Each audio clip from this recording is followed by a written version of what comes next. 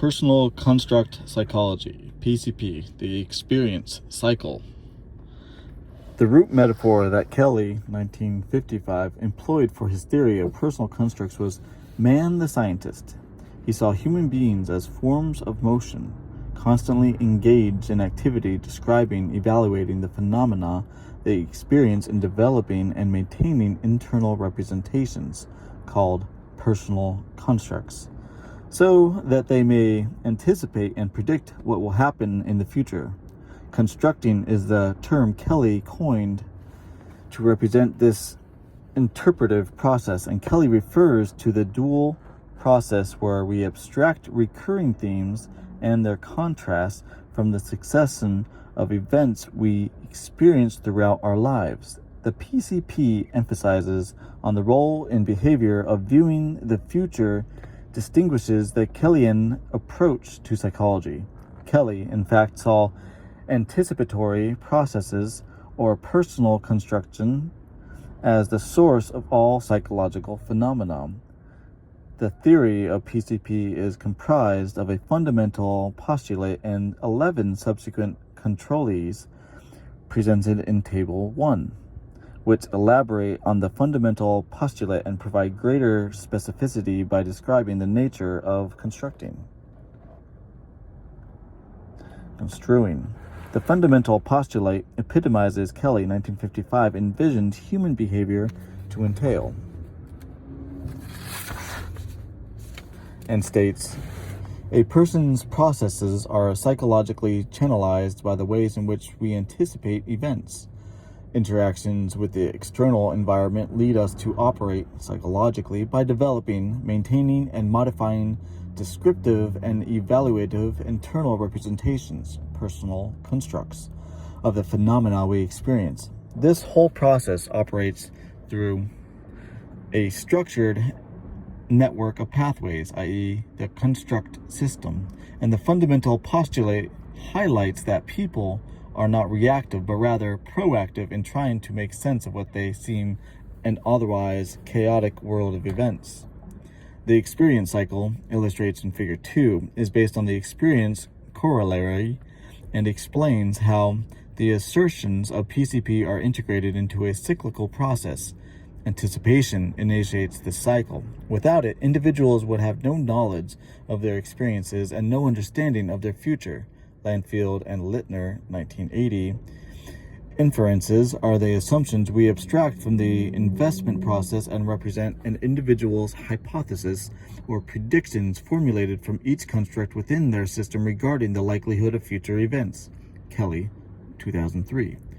Once a choice has been made about which alternatives a construct best permits elaboration of the system, the individual can hypothesize possible outcomes and events incorporating similar elements. The event encounter marks the stage in the experience cycle where individuals test the anticipations and predictions they have ascribed in the chosen construct.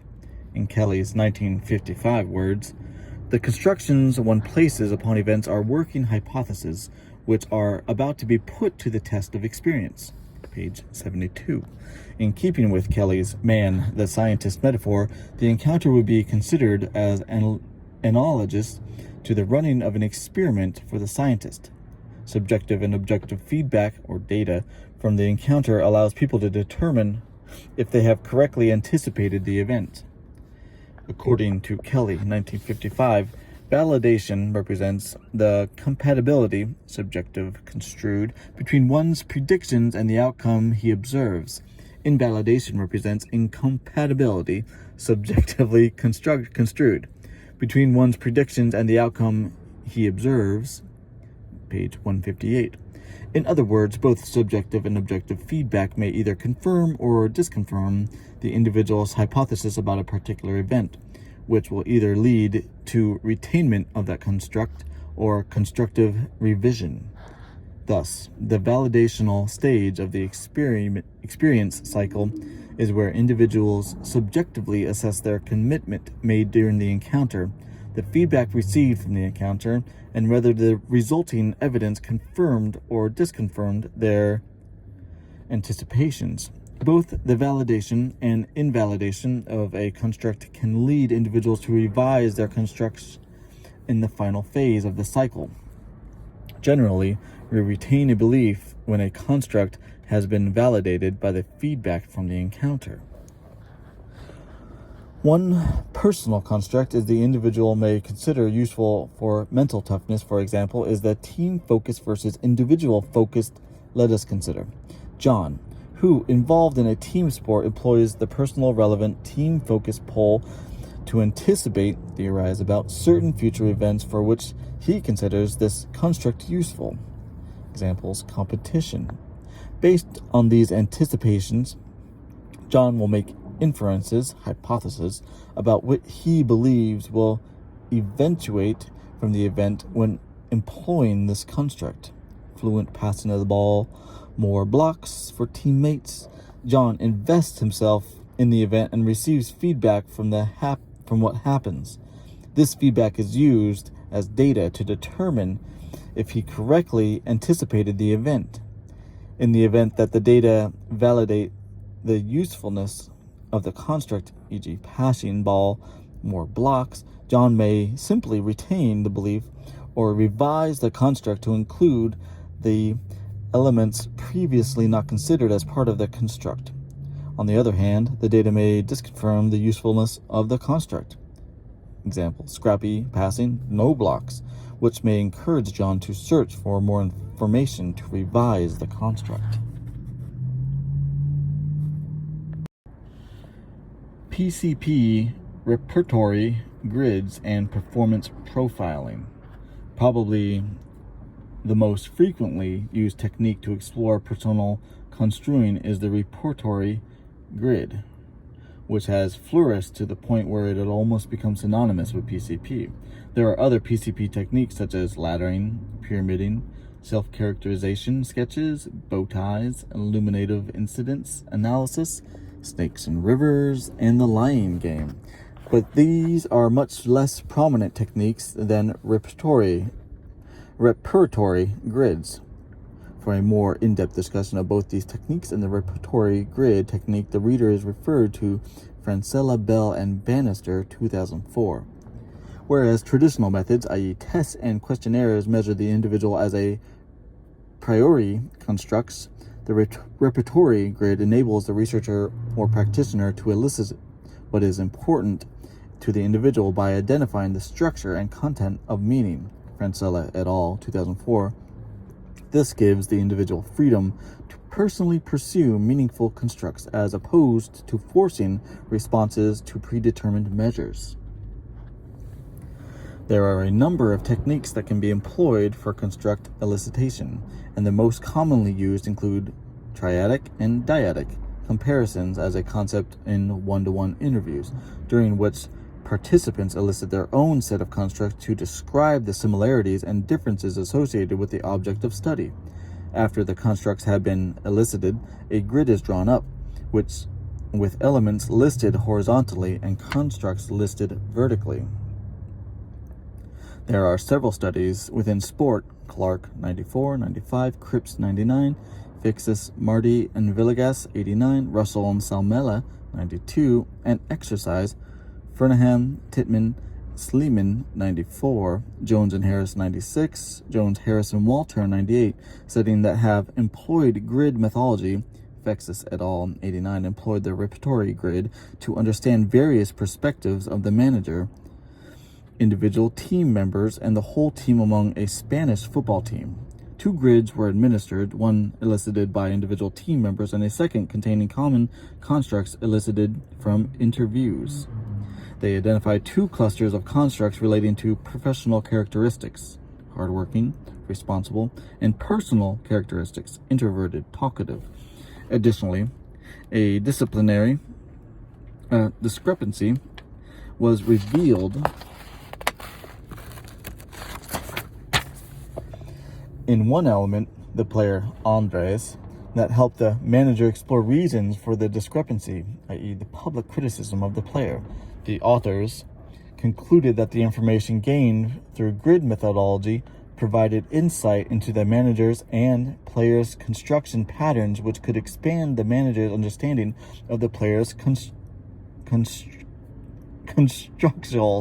thus allowing meaningful role relationships between them, as asserted by the sociality corollary. Excuse me. Nearly a decade later, Jones et al., 98, demonstrated the usefulness of grid methodology for eliciting the expectations of people with regard to exercise program. Participants were interviewed prior to the commencement of a 10-week exercise program during which they completed repertory grids designed to elicit constructs about exercise-related change. 3 individual case studies illustrated the diversity and often over-optimistic expectations of change with regard to the program. Results indicated that the participants who held the modest expectations were likely to complete the program. Moreover, those who completed the program demonstrated less discrepancy between current views of themselves and views of how they would like to be. It was concluded that having realistic aims and an understanding of the outcomes of a brief exercise program are important predictors of success. The most prominent use of PCP-based technique in sport is performance profiling, which is a natural application of Kelly's 1955 personal construct theory to sports psychology. Butler Hardy, 92, page 254. Using this technique, the researcher or practitioner elicits constructs or qualities that the individual perceives as essential to achieving personal performance excellence. After these constructs have been elicited, the athlete self-raises his or her own achievement or current status for each of the constructs, which are presented as a visual profile.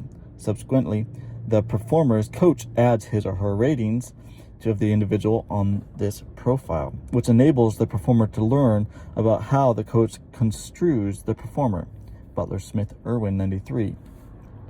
Consistent with the PCP's sociality corollary, this proposes to lead to the development of more effective and more meaningful coach-athlete relationships, and in turn, this partnership also enhances the athlete's ability to extend his or her personal construct system. For a team perspective, performance profiling may be employed to create an open, non-judgmental atmosphere for athletic teammate-coach communication, in turn facilitating team goals and cohesion. Dale and Risberg, 96, presented a case study illustrating the effectiveness of performance profiling with a Division I women's volleyball team. Performance profiles were conducted pre-season, mid-competitive season, and at the end of the competitive season.